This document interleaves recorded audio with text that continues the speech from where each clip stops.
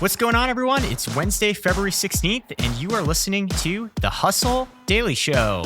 I'm your host, Zachary Crockett, and I'm here with Rob Litterst, and we've got The Hustle's Director of Trends, Steph Smith, back in the house. What's up, guys? What's going on, Steph? What's up, Zach? On the agenda today, one of my favorite things, sleep. We don't get enough of it, and there's a booming $12 billion industry trying to help us get more Z's. We're also going to be talking internet for low-income Americans. We're talking a pretty wild scheme in New York City to get reservations at the hottest restaurants on the cheap. Oh yeah, free resi. And lastly, cryptocurrency and how it's going to be dealt with in divorce proceedings. Uh-oh. Before we get into all that, let's just give you a quick catch up on today's news. Malls are back, and they're back with a vengeance. So these giant monuments to capitalism really felt the pain in 2020. A lot of malls saw sales slide by more than 50%, but Simon Property Group, that's the largest owner of malls in the US, they reported $4.5 billion in earnings in 2021, which exceeds even pre-pandemic levels. Another way to put it, in a recent call, the CEO of Simon Property Group told analysts that the company, quote, kicked the crap out of 2021. So it sounds like someone was really excited to go back to eating Cinnabons and buying overpriced jeans at American Eagle. Big news in the chip space. Recently, the chip maker NVIDIA failed in its bid to acquire competitor Advanced Micro Devices, Inc., or AMD for short. Well, now AMD has decided to become its own supergiant. The company just closed a $35 billion purchase of rival company Xilinx. And that deal is going to boost AMD's team to 15,000 engineers and give them a $135 billion market cap. And folks, just a fun fact here, that's the biggest chip deal in history. So Frito-Lay, if you're listening, you've got some catching up to do. Lastly, Tim Hortons is the third largest coffee chain in the US, behind Starbucks and Dunkin'. The Canadian company's US locations are mostly clustered along the US-Canada border, and it's really struggled to catch on with American consumers over the years. But it has a new kind of weird strategy to try to catch up. It's going to start going after snowbirds. The company is focusing on expanding in Florida, Texas, and other areas with warmer climates that have attracted millions of Canadian retirees during the winter. So if you are in Miami, expect to see less caramel frappuccinos and more double-doubles and jelly-filled Dutchies, eh? All right, that's going to do it for the news today. Let's get into the meaty stuff here. Okay, so sleep experts tell us that adults should get an average of around 7 hours of sleep per night, but it turns out that more than 2/3 of Americans get less than that. In fact, our sleep has been declining for decades. Just a few generations ago, our ancestors were getting 2 hours more sleep per night than we are now. And there's really a huge industry that is burgeoning here to help us get more sleep. So, Rob, I want to turn to you here. First off, why are we getting less sleep than we used to? Yeah, so I feel like there's definitely a number of things that are contributing to this. I think, in the piece we were talking about, caffeine obviously is a big one. Mm-hmm. And then I think an even bigger one is alcohol. So I own a Whoop, which I don't even know if we mentioned in this article, but it's this wristband. I wear it all the time. It tracks my sleep. It tells me how I'm actually sleeping. I'm going to be honest, I've had this thing for a really long time, and pretty much all I've learned from it over the last year and a half is that alcohol is really bad for my sleep. So I think alcohol is a really big part of it. I think, if you're drinking, you're probably going to be getting worse sleep. And then I think unsurprisingly, like the devices that we're using, we're always on our phones. We're always looking at our computers. And I think that's why blue light glasses have absolutely popped off lately and have become so popular, is because that's also affecting people's sleep as well. And just to give us an idea here, in fiscal terms, is there an estimate on what the impact of lost sleep costs the U.S. economy? Yeah, so the estimate is $400 billion per year, wow, which is just insane. So when you look at it through that lens, the fact that it's valued at $12 billion almost seems like it's undervalued pretty heavily. But there's a lot going on in the space. I mentioned Whoop. The biggest Whoop competitor is Aura, which is a ring that you can wear that does very similar things to Whoop. It tracks your activity, heart rate, oxygen levels. There's Cocoon, which sells wireless buds that play relaxing music that help you go to sleep. I think Bose had kind of sleep pods or something like that that does something similar.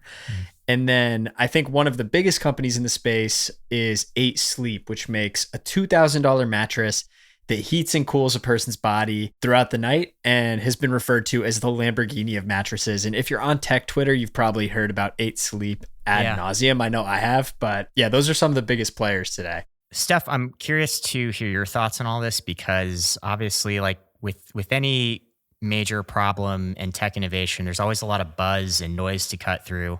There are like very real solutions in there. But like, what are your thoughts on all of the innovation we're seeing in this space right now? Yeah, so I'll start off by saying that I also love sleep, and I'm surprised that this industry isn't bigger. I mean, 12 billion is a big number, but as you said, Rob, it seems almost small, especially considering the fact that in addition to the 400 billion lost in monetary amounts each year, the CDC actually identified sleep disorders as a public health epidemic. Wow. So they've identified this as like something very serious, something that impacts a ton of people. And so we actually wrote a report about this in Trends a while ago. And in addition to all the sleep trackers and of course the mattresses and the pillows, there's a ton of interesting stuff like sleep benefits that companies are exploring, supplements. I will say though, to your question, Zach, I think we're at this inflection point where up until now, the sleep trackers will basically tell you one thing. And that one thing is you don't get good enough sleep. And so it's very reactionary. And I have an 8 Sleep. My partner has an Oura Ring. And again, all I know is that we don't get good sleep, but I don't really know too much what to do about it. And so I think in the next 10 years, 20 years, 50 years, we're going to get a lot more proactive about the things like alcohol that do impact our sleep. And we're going to learn how to maybe win back those 2 hours that we've lost. Solutions-oriented tech. Yes. Yeah. There's an awesome tweet from Andrew Huberman. I think you guys probably know of him. He had an awesome My First Million episode, but he has this tweet that's like the best nootropic, sleep, the best stress relief, sleep, the best trauma release, sleep. It goes on and on and basically talks about like the best life hack is just getting sleep. I think the companies that are in this market have the strongest value proposition that you could ever have. They have such a good story. It's like, sleep is so important to your life. You're not getting enough of it. Here is how we can help you. And I think that's good and bad because I think a lot of these things actually do help people. But I think there are a lot of companies in these spaces that just give you kind of, I don't know, incremental value or really not a lot of value at all. But they kind of like sell you on their entire story. They're selling the story, exactly. I find the same thing. Everyone has endless pockets. If you were to say, hey, let me give you 3% better sleep. And no one really even knows what that means at this point. But if you were to tell me that, I'd be like, absolutely. Like, I'll pay for that because it's your health. And your point about what Andrew Huberman said reminded me of a quote from Matthew Walker's Why We Sleep. He basically goes, amazing breakthrough. Scientists have discovered a revolutionary new treatment that makes you live longer. It enhances your memory and makes you more creative. It makes you look more attractive. It keeps you slim and lowers your food cravings. It protects you from cancer and dementia. It wards off colds and the flu. It lowers your risk of heart attacks and stroke, not to mention diabetes. You'll feel happier, less depressed, and less anxious. And then it goes, are you interested? And of course, everyone's going to be like, hell yeah, sign me up. Like, I'll pay whatever you want, right? And I think, to your point, that's maybe the good and bad thing about sleep tech or sleep innovation right now is I think it's selling a story that maybe isn't quite there.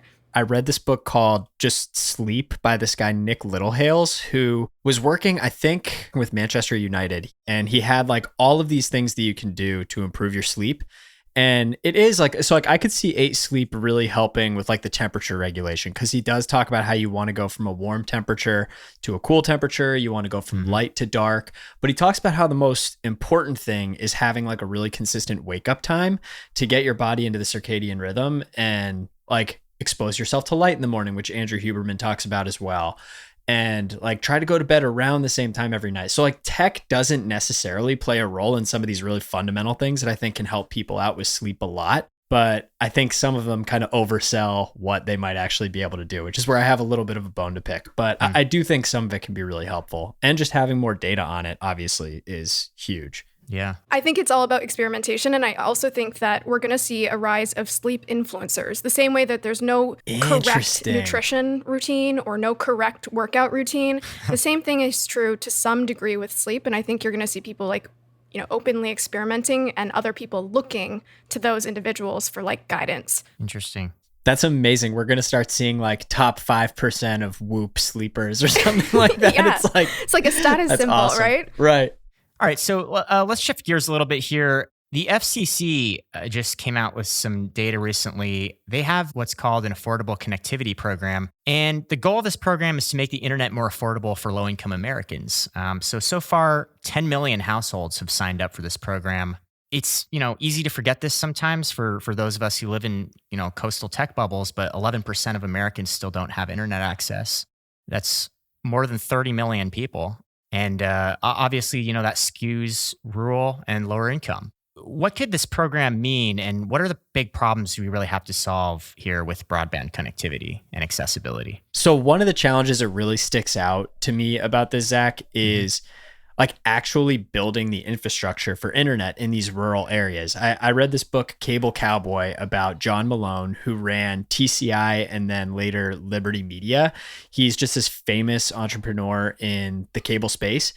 And I did not realize how hard it is to actually build out cable and internet. It's we talked a little bit last week about like the ships in Tonga that are like laying cable at the bottom of the ocean. Right. And it's not very different when it comes to land. It's just you're building that cable on land, obviously. And in the middle of the country, that can be really, really hard because there are just these vast areas where they're like, 2 houses. And so that really strikes me. I think you mentioned 10 million people signed up, and there are 30 million people that could sign up but haven't yet. And I would imagine a lot of them are falling into these areas where it's just really hard to build out the infrastructure.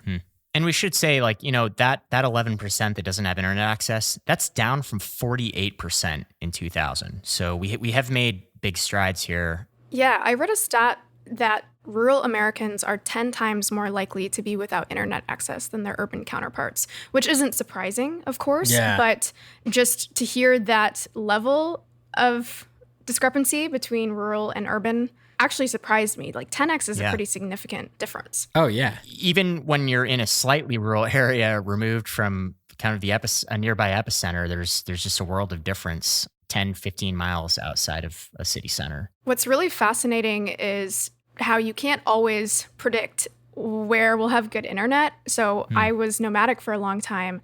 And when I would go to countries like Indonesia, and of course this is not true about the whole of Indonesia, but I'd be in certain places and people would be like, "You're working in Indonesia? Like, do they have good internet?" And I'm like, "Trust me, my internet is way faster than when I was, in California or in other places." And so sometimes you can't always tell, but it's also important to like consider that just so many people around the world are not online. Like if you look at the stats, of course, Africa is probably the continent other than Antarctica with the least internet penetration. But if you go to, there's like a page on Our World in Data, you can see the internet penetration across each country. And certain countries in Africa have less than 10%, single digits of internet penetration. So it is going to be really fascinating to see when around a third to half of the world that isn't currently online comes online and what those dynamics do. But I know this article is specific to America, but those are the things that I find really fascinating too. Yeah, that's crazy. I also find myself like silently and kind of unconsciously judging places that have bad Wi-Fi. Like there are places in my life that I return to where like I know I won't have good internet. And it's like when I have a friend who doesn't have Venmo or something, and we're like paying for something. Venmo. You don't have Venmo? Oh my God, Steph, we'll never split a bill because that drives me insane. There's a coffee shop in town that doesn't have good Wi-Fi. And yeah, you start to remember that when you become completely tethered to your phone all the time. Yeah. Yeah. I mean, I think the whole conversation becomes really interesting when you view it like, should Wi-Fi be a universal basic service? Right. And people 20 years ago would say, no, absolutely not. Like Wi-Fi is nowhere close to on the same level as water, shelter, education, etc. But I think we're actually approaching a point where you could make the argument that it is just as or almost as essential for people to have access to. Definitely. Totally. Okay, so do you all remember that scene from American Psycho where Christian Bale is on the phone trying to book this reservation for like the hottest restaurant in town, and he's like Dorsia. Yeah, he's like profusely sweating, and Everyone's jockeying to get in the door of like this restaurant. Exactly. That is a very real thing in New York City. And apparently these finance bros figured out some kind of hack to the system. Rob, do you want to give us the down low on this one? Yeah. So this is just like, this story just absolutely cracked me up because it's literally only something that would happen with finance bros like on Wall Street. But basically, it's really, really hard to get reservations at the best restaurants in New York City, which I'm sure that's the case in San Francisco. I'm sure it's the case in other cities. But what'll happen is a lot of them will drop their new reservations at a certain time a few months in advance. And people know when they drop them. So they like get online and they'll fill up and be totally booked like within seconds, basically. So people that want to eat at these places just never really have a chance to. And so these 3 finance bros that all work together decided that they were going to try to solve this problem for their other finance bros. And basically they built this group chat in Telegram called Free Resi. And basically what they would do is they search Google to figure out when all of the best restaurants in New York City actually drop their new reservations. And they would set alarms on their phones so that they could make sure that they were on at that time. And then all of them would book a bunch of as many reservations as they could basically from their different phones. And they created, I think, multiple Resi accounts so that they could do this. And then they would list all the reservations that they booked in this group chat, and they would just let the members of the group chat pick the reservations on a first come, first serve basis. And they had some rules, like if you had to bail on the reservation or you canceled a certain number of times, and you'd get kicked out of the group chat and all that good stuff.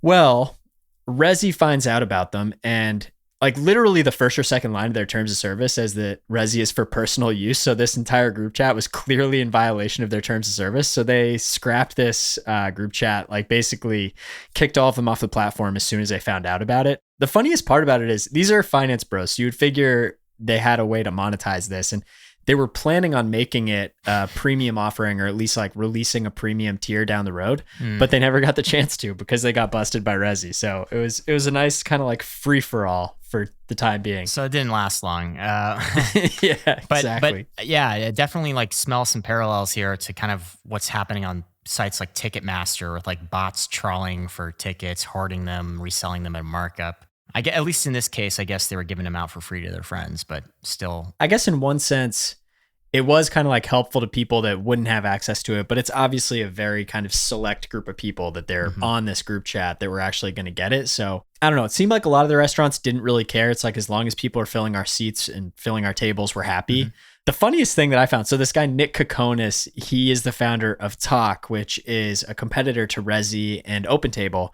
And he said these groups pop up every few years, about as often as another generation of Goldman Sachs interns arrive in the city thinking they have a new idea, which I thought was just like such a skewering of finance bro culture, which I think we can all laugh at every now and then. I'm surprised this is like not something that is more of a marketplace. Yeah. In the article, I think they mentioned that some of these restaurants do have secondary transactions where people are literally selling these reservations for $1,500. And so I'm surprised that, honestly, I'm not typically a fan of some of the Web3 use cases that people have come up with, but this seems like something that would make sense, right? Imagine a reservation is a token, or you could say like an NFT, and the same way that artists get a percentage of when it's resold, imagine a restaurant issues a certain number of reservations, and then every time it's resold, they get like, 1% or 5%, whatever it might be. Yeah, that could actually be a like revenue stream for these top tier restaurants. I don't know if they care about that. Maybe that's why they haven't done it. But to me, it seems like a no-brainer. We can't have Steph on without at least one business idea thrown out for free on the show. I love it. That like I'm right there with you, Steph. Like most of the use cases for Web3 and tokenization and like all that stuff kind of go right over my head, and I'm kind of like, whatever. That actually makes a lot of sense. I like that idea a lot. All right, so one more thing we got to talk about here before we jump, but divorce settlements are obviously a hotly contested thing. Usually it centers around the most valuable asset in a relationship, and typically that's a house, cars, real estate maybe. But there's a new hot asset in town. Of course, we're talking about cryptocurrency here, and there are a lot of complications in delegating cryptocurrency with a divorce settlement. Obviously, crypto's not quite the Wild West it once was, but there's still a lot of haziness in the space, and there are a lot of ways to hide assets and shelter them. And the New York Times had a great story on some of the complications that divorce lawyers are having to face right now in splitting up cryptocurrency and divorce settlements. The best solution they currently have right now is hiring these forensic investigators, sometimes for tens of thousands of dollars, to dig deep into these digital accounts in the blockchain and these wallets and try to find these troves of Bitcoin and paint a fair picture of how much people have. Apparently, there are a lot of spouses hiding Bitcoin from each other and finding all kinds of nefarious ways to avoid having to split their assets with their partners. There's this amazing quote from the article of one of these investigators who researched this guy, and they found this wallet which contained $700,000 worth of cryptocurrency. And they went to the guy who was hiding it, and they were like, "Hey man, what's up with this?" And he was like, "Oh, that wallet?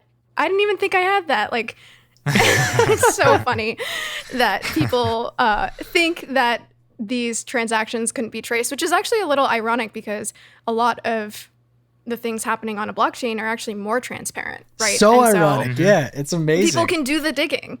Right. They're like, one of the lawyers who was interviewed in the article was talking about how she'll deal with these men that are getting divorced, and they'll come up with these super simple schemes to try to disguise their cryptocurrency. And they're like, you understand that, like, we can see it on the blockchain. Like, you can't just like sell them to your brother for $1 and it goes away. Like that's not how it works. It's like, wait, do you even know what you're putting your money into? It's amazing. Right. A while back, we wrote about what happens to Bitcoin holdings when you die and just the process of passing on a will with crypto. And I feel like the conversation of crypto is going to interject itself in every major life occurrence, and we're going to have to figure out new ways to deal with it, whether it's a divorce, death. It's just going to be a new, unique process that we're going to have to figure out with crypto. All right, well, that's going to do it for us today. Thank you so much for listening to the Hustle Daily Show. We're a proud part of the HubSpot Podcast Network. I'm Zachary Crockett. Big thanks to Rob and Steph. And shout out to our producers, Darren Clark and Matt Brown. If you liked what you heard today, we've got a lot more interesting tech and business coverage over at thehustle.co. So if you haven't read our newsletter yet, give us a shot. We won't let you down. It's thehustle.co. Catch you all tomorrow.